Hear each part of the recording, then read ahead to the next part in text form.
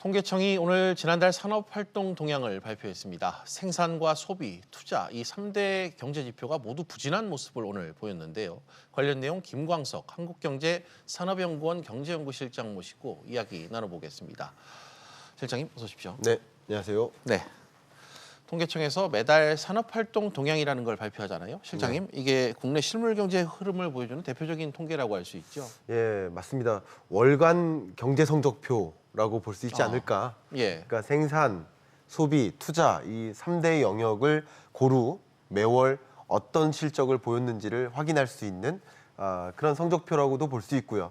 또 이 성적표 안에는 또 앞을 내다볼 수 있는 선행 지표들도 같이 발표가 되기 때문에 예를 들어서 건설 수주나 건설 기성액이 늘면 이제 건설 투자가 늘어날 수 있기 때문에 선행 지표를 기준으로 해서 여러 선행 지표들도 같이 발표가 됩니다. 그래서 10월 달 경제가 어땠는지를 한눈에 볼 수 있게 제시하는 보고서고요. 그리고 앞으로 경제는 좀 어떻게 흘러갈까도 같이 볼 수 있는 그런 하나의 잣대라고 볼 수 있겠습니다. 알겠습니다. 중요한 보고서인데 통계를 봤더니 이 생산과 소비, 투자 이 3대 지표가 일제히 마이너스로 돌아섰습니다. 경제 여건이 그만큼 어렵다는 뜻이겠죠? 네, 저도 이제 이 10월 달 성적표를 받아보고 먼저 한숨이 나올 수밖에 없었습니다. 네. 다 마이너스니까 그럴 수밖에 없는 건데요. 생산 같은 경우도 전월보다 0.4%나 줄었고요. 그 생산 중에서도 광공업에 해당되는 특히 이제 자동차 생산이 많이 줄었습니다. 그리고 이제 서비스업 같은 경우는 도소매업의 영역에서 많이 주는 것으로 확인이 됐습니다. 물론 반등의 여지들도 있습니다. 주로 이제 반도체 같은 것들, 숙박 음식점업 이런 영역에서는 이제 반등의 모습도 보이고는 있지만 전반적으로 주는 양상이 좀 뚜렷하게 나타났었고요. 다음으로는 이제 소비 부문 그리고 설비 투자 부문 이런 것들도 좀 봐야 되겠는데 투자에서 이제 설비 투자가 마이너스를 그러니까 9월까지 8월 9월까지 그래도 플러스로 전환된 것 같아서 희망적이어 보인다는 생각도 들었는데 또 10월 들어서 9월보다 또 떨어지는 모습 이런 것들이 좀 안타까웠었고요. 설비 투자에 이어서 건설 투자 같은 경우도 뭐 그렇게 좋지 않은 그런 모습들이 또 나타나고요. 역시 소비 부문도 마찬가지입니다. 완제품 그리고 이제 내구 소비재 이런 부분에 대한 소비가 그렇게 크게 뚜렷하게 나타나지 않아서 이렇게 소비도 이렇게 회복세가 잘 안 보이는 그런 모습들이 연출되고 있습니다. 네, 반등의 기미를 찾지 못했다는 그런 해석을 해주셨습니다. 일부 학자들은 이번 지표 악화를 두고 이 경기 둔화 국면에 진입했다 이런 해석도 내놓는데 공교롭게 오늘 한은에서도 경기에 대한 좀 진단을 해놓지 않았습니까? 예, 그렇습니다. 실장님 판단은 좀 어떠신가요? 자, 올해 경제 성장률이 어쨌든 턱걸이 수준으로 2.0%는 기록할 것이다라고 이제 한국은행이 제시를 했던 거고요. 그리고 2020년은 올해보다는 나을 것이다. 그래서 2.3%로 보고 있습니다. 저는 이런 흐름에 대해서는 상당 부분 동의하는 바가 많이 있어요. 근데 말 그대로 2020년, 2021년의 어떤 회복세라는 것이 보시는 것처럼 과거에 지난 7월에 전망했던 2.5%보다도 하향 조정된 수준이고요. 그러니까 뚜렷한 회복이 아니라는 거고요. 또 이 값이 더 하향 조정될 수도 있겠지만 어쨌든 지금으로서는 뚜렷한 회복을 기대할 수 없는 그래도 2019년이 나름의 저점을 기록하고 그거보다는 좀 나아지는 모습 이런 것들이 좀 연출되는데 오늘 받아본 이 산업활동 동향의 주요 내용들도 이러한 모습들을 어느 정도 보여주고 있기도 합니다. 알겠습니다. 바닥을 다지는 그런 모습들이었으면 좋겠다는 얘기를 해주셨고 이번에 발표된 지표들 하나씩 좀 따져볼까요? 일단 이 전 산업 생산, 앞서 짧게 언급은 해주셨습니다만 자동차, 디스플레이 등 이 전자부품의 부진으로 2달 연속 감소세를 이어갔습니다. 어떤 배경으로 좀 먼저 이걸 읽어야 될까요? 네, 일단 자동차 생산이 많이 줄었습니다. 자동차 생산이 4.4%나 줄었다는 것은 굉장한 하강 국면이라고 볼 수 있고요. 자동차 산업이 소위 말하는 이 광공업의 굉장히 중요한 우리나라 산업의 영역입니다. 물론 반도체라는 영역에서 반등이 있었기 때문에 조금 희망적인 요소들도 있어 보이지만 자동차와 전자부품에서 큰 폭의 생산 하락 이런 모습들은 이제 말 그대로 제조업 경기 위축의 어떤 이야기를 해줄 수 있고 이런 숫자가 비단 10월 달 만의 통계가 아니라 계속 그래 왔었기 때문에 그리고 몇 년 동안 예. 수년 동안 이런 광공업 생산의 둔화세가 뚜렷하게 계속 나타나는 흐름을 보여왔기 때문에 우리 한국 경제에 가장 허리격대는 예. 가장 뼈아픈 대목이지 않나 이런 생각을 많이 해봤습니다. 알겠습니다.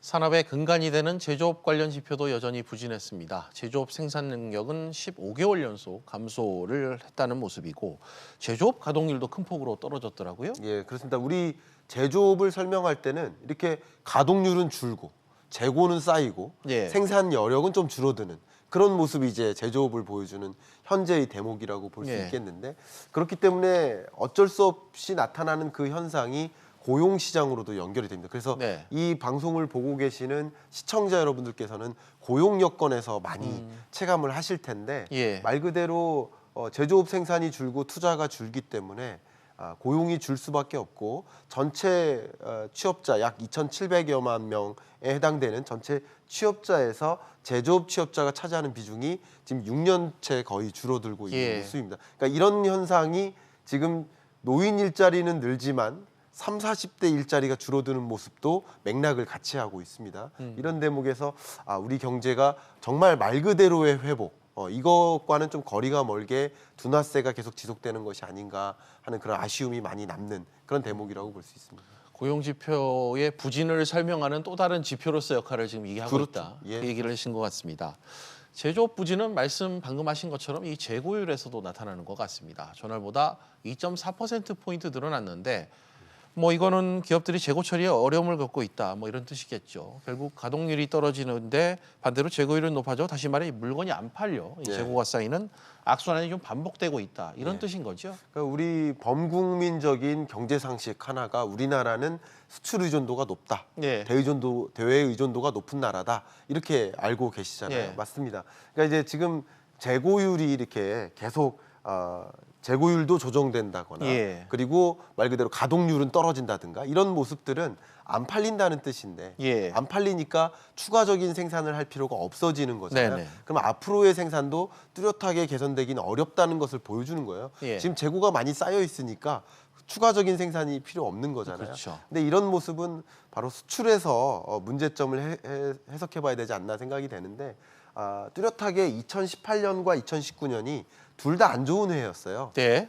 둘 다 안 좋은 해였는데 투자도 안 좋고 뭐 소비도 안 좋고 둘 다 안 좋은 해였는데 2019년이 뚜렷하게 더 안 좋았던 이유는 수출이 부진했기 때문입니다. 정확한 차이가 수출입니다. 네. 그러니까 2018년은 그나마 수출이 플러스였는데 예. 2019년은 수출마저 마이너스인 거죠. 그러니까 우리 경제가 굉장히 어렵게 굴러갔는데 예. 그러니까 수출이 마이너스다 보니까 당연히 생산을 늘릴 필요가 없는 거죠. 수출 의존도가 높은 국가로서 그런 관점에서 지금 이 가동률은 오히려 떨어지고 재고율은 높아지는 이런 모습들, 이런 것들이 추가적인 생산 여력을 증대시킬 이런 예. 투자를 더 확대시킬 만한 필요가 없게 나타나는 것이고요. 오늘 발표된 한국은행의 경제 성장률 전망치에서도 뚜렷하게 나타나는데 설비 투자가 올해 마이너스 7.8%입니다. 그러니까 설비 투자 굉장히 안 좋은 거예요. 예. 그래도 내년에는 개선될 여지가 있다고 전망을 하고 있습니다만 예. 어쨌든 2019년 올해 그리고 10월, 11월 이런 예. 이 연말까지 그렇게 경기가 투자라는 경기가 크게 회복되기 어렵고 투자가 진작이 안 되니까 예. 적극적인 고용 창출로도 연결되기 어렵겠구나 하는 생각이 듭니다. 알겠습니다. 실장님과 지금 생산 파트 짚어봤고요. 투자도 좀 들여다보겠습니다. 일단 이 설비 투자는 4개월 연속 상승세를 보이다 반전됐습니다. 실장님, 네. 사실 설비 투자는 기업들이 미래 전망이 비관적인지 혹은 낙관적인지 네. 판단해 볼 수 있는 잣대 이 부분 아니겠습니까? 예, 맞습니다. 설비 투자는 여러분 계속 보고 계시는 이 모든 지표들이 전월 대비로 지금 비교하고 예. 계십니다. 전월 대비로 봤을 때 어떤 대목은 전년 동기 대비로 봤을 때는 개선되는 모습들도 나타나요. 네. 대표적인 것이 이제 소비였는데요.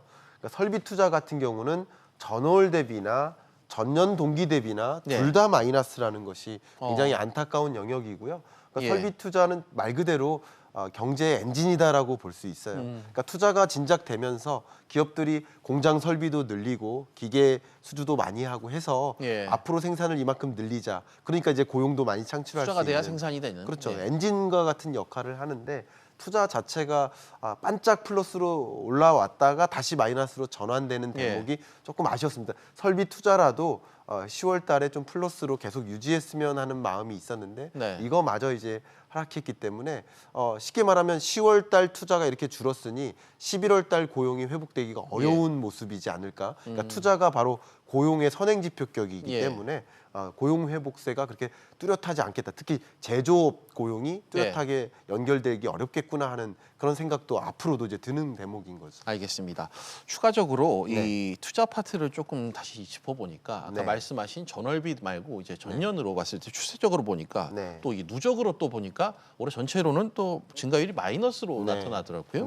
당분간 좀 반등 가능성이 좀 낮은 건가요? 이 부분은 어떻게 봐야 될까요? 네, 올해 아까 한국은행의 설비 투자 증감률이 마이너스 7.8%였다라고 한다면 지금 이제 11월 말이잖아요. 그러면 거의 이 분야별 전망 숫자 올해에 해당하는 이 숫자는 거의 여기서 크게 변동이 없다고 보시면 좋아요.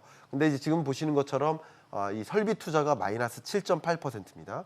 그러면 우리 경제를 뜯어보면 뭐 어떤 우리 몸으로 생각해도 뭐 간은 좋은데 심장은 안 좋고 뭐 근력은 좋고 이럴 수도 있는데 그 중에 가장 안 좋은 게 설비 투자라는 거예요. 설비 투자가 마이너스 7.8% 굉장히 안 좋다는 거예요. 근데 앞에 계속 강조했지만 다른 것들은 덜 중요할 수 있어 상대적으로. 근데 투자는 경제의 엔진인 것처럼 투자가 저렇게 마이너스니까 결국은 이제 하반기에 나머지 여건이 그렇게 뚜렷한 개선이 없다. 근데 내년에 이제 기대되는 대목은 물론 있습니다. 보시는 것처럼 내년 설비 투자 증감률이 플러스 4.9%. 이건 물론 기저 효과의 영향도 있지만 반도체 설비 투자라든가 이런 설비 투자가 증가할 영역들이 굉장히 많이 있지만 올해 경제는 굉장히 안 좋았구나라는 것을 확인할 수 있는 대목이라고 볼 수 있습니다. 알겠습니다. 투자 부분에 대해서 좀 설명을 자세히 해주셨습니다. 그나마 이 투자 파트 중에서 건설 투자가 모처럼 이 증가세를 보였습니다. 그렇지만 이마저도 비관적인 전망들이 많습니다. 여전히 정부가 생활 밀착형 SOC 투자에 주력하고 있는 이 상황에서 건설 부문에서 대규모 투자를 이끌어내기가 어렵다는 이 진단 때문인데요. 관련해서 이 부분에 대한 의견은 좀 어떠십니까? 자, 건설 투자를 이제 굉장히 통계적이지만 말씀을 드려보면 두 가지로 쪼갤 수 있어요. 부문별로 이제 공공이냐 민간이냐. 또 다른 방법이 있는데 토목이냐 건축이냐. 그러니까 토목과 건축을 합해서 건설 투자라고 하는 거죠. 통계적으로는 그렇습니다. 근데 이제 토목과 건축 중에 이 토목이 바로 SOC 투자에 해당되는 거예요. 근데 SOC 투자만 늘어난다고 건설 투자가 늘어나기는 어려운 구조인 거죠. 그러면 이제 SOC 투자가 늘어났다고 해서 건설 투자로 연결되면 좋으나 지금 이 건축 투자 자체가 위축되는 구조이기 때문에 이게 건설 투자가 플러스로 전환되기 어렵다고 보는 거고요. 앞에 잠깐 한국은행의 경제 성장률 전망치를 제시했지만 재밌게도 이게 재밌는 대목은 아니죠. 재밌게도 건설 투자는 내년에도 마이너스라는 거예요. 내년에도 건설 투자 부문은 올해 마이너스 4.3인데 내년 전망치도 마이너스 2.3. 그러니까 내년도 안 좋겠다는 거예요. 그러니까 건설 투자가 뚜렷하게 회복되기 어렵다고 보는 건데 이런 대목에서 이 건설 투자의 반쪽, 그러니까 SOC 투자는 플러스로 유지하는 모습은 보여요. 그러나 지금 이 반쪽에 해당하는 주택 경기, 주택 경기는 가동할 만한 모든 정책들을 다 레디 시켜놓고 준비시켜 놓고 필요시에 어떤 서울을 중심으로 주택 가격이 너무 가파르게 상승하면 또 뭔가 제약을 주겠다 하는 그런 준비까지 발표를 했지 않습니까? 그런 대목에서 이 건설 투자 증가세가 뚜렷하게 나타나기가 어렵다. 주택 경기가 하락하면 건설사들이 적극적으로 건설 투자를 할 수가 없습니다. 가격이 하락하는데 누가 더 많이 공급하려 합니까? 마진율을 생각하기 때문에 그렇기 때문에 건설 투자가 뚜렷한 회복을 보이긴 어렵겠구나. 가장 2020년에 가장 뼈아픈 대목이 건설 투자가 되겠구나 하는 것들이 이제 보여지는 것이죠. 이 부분은 좀 정책과도 맞닿아 있다는 부분을 간접적으로 좀 지적을 해주셨습니다. 이런 가운데 향후 경기 상황을 가늠해 볼 수 있는 선행지수 순환 변동치가 상승했다고 합니다. 이를 두고 이 통계청에서는 경기 전망과 관련해 긍정적인 신호가 강해졌다 이런 판단을 내리고 있는데 실장님, 현 경기 상황을 보여주는 지표인 이 동행지수 순환 변동치는 하락세 아닙니까? 판단 자체가 좀 낙관적이다 그런 또 생각도 섣불리 좀 신중하게 한다면 할 수 있겠는데 예. 이 엇갈린 지표를 어떻게 봐야 될까요? 이제 경기 종합 지수에서 여러 가지 또 예. 지수들이 있는데 그 중에 하나가 이제 동행 지표가 있고 선행 지표가 네. 있는 겁니다. 근데 동행 지표는 또 하락한 거예요. 그러니까 2019년 10월 동행 지표. 그러니까 2019년 10월은 좋지 못했던 거죠. 예. 전월보다도 안 좋고 계속 안 좋았습니다. 근데 지금 이 그래프에서 보시는 것처럼 선행 지수는 반등을 했는데요. 예. 98.7로 반등했죠. 반등했는데 8월부터 반등세가 계속 유지되고 있는 모습이기도 네. 합니다. 그러니까 두 차례 연속 플러스를 유지하고 있어요. 올라가는 흐름. 그러니까 이게 좀 상반된 모습인데 현재 경제는 안 좋아지고 있다. 예. 그러나 앞으로는 좋아질 것이다라고 보는 거예요. 이 그래프를 그대로 해석을 하자면 예. 그래서 이 그래프 그대로만 해석을 하자면 2019년 10월까지는 굉장히 안 좋았다. 네. 그러나 11월, 12월부터는 개선될 여지가 있다. 그래서 어떻게 보면 이 지표를 가지고 해석을 해보자면 바닥을 다지고 있구나. 네, 회복으로의 전환은 있지만 여전히 100 밑을 맴돌고 있잖아요. 그렇죠. 뚜렷한 회복은 아니다. 그러나 어쨌든 경기 저점에서는 회복되는 국면일 수 있구나.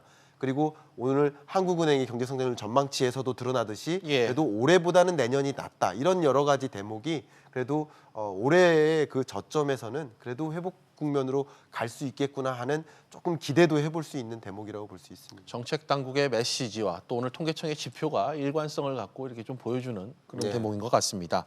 사실 대부분의 전문가들이 지적했던 것들이 이 국내 산업 경쟁력 강화를 위해선 기업들의 앞서 저희가 지적했던 투자 활력을 높이는 정책 마련이 시급하다. 바로 이 부분입니다. 실장님께서도 뭐 동의하실 것 같고 끝으로 향후 경기 전망, 이 투자 측면과 좀 연관지어서 한 말씀 부탁드립니다. 네, 가장 중요하게 바라볼 수 있는 것이 이제 예산안이라고 볼 수 있는데 현재로서는 나라 살림살이를 어떻게 가져갈까를 볼 수 있는 예. 중요한 잣대가 이제 예산안인데 이제 예산안이 최종적으로 확정될 시점이 이제 거의 얼마 안 남은 상황입니다. 그렇죠. 그러면 이제 좀 기대를 해볼 필요가 있겠는데 이 부분에 대해서 우리 한국 경제가 굉장히 어려운 경제다라는 것은 시청자 여러분들이 모두 다 동감하고 계시고 네. 뭐 중소기업 대표님, 청년, 알바생, 주부 모두가 동의하고 있는 대목이에요. 네. 역시 여야도 다 동의하고 있는 대목입니다. 그래서 예산을 더 확장적으로 집행해서 경기 부양을 하는데 초점을 두도록 하는 그런 네. 방향성이 뚜렷하기 때문에 그런 대목에서 특히 정부가 중점을 두고 있는 부분 주로 이제 소재, 부품, 장비 국산화라든가 예. DNA 영역이죠. 데이터 또 5G 그리고 AI 이런 영역에 투자를 또 진작시켜서 기업들이 민간 투자도 좀 많이 같이 맞물릴 수 있도록 해서 설비 투자가 플러스로 전환될 수 있도록 하는 움직임들도 보여지고 있으니까요. 그런 대목에서 투자의 어떤 관전 포인트를 가져가시면 어떨까 하는 생각을 전해드립니다. 알겠습니다. 오늘 실장님과 말씀은 여기까지 하도록 하겠습니다. 나와주셔서 오늘 고맙습니다. 네, 감사합니다.